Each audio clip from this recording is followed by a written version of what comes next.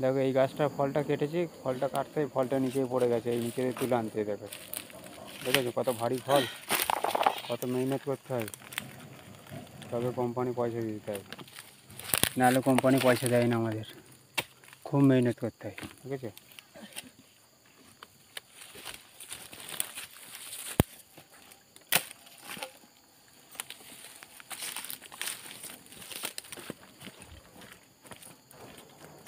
এখন এই 1 কিলোমিটার নিয়ে যেতে হবে হেঁটে হেঁটে।